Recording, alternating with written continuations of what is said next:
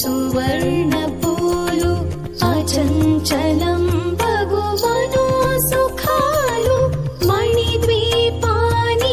మహానిధులు లక్షల లక్షల లావణ్యాలు అక్షర లక్షల వాక్సం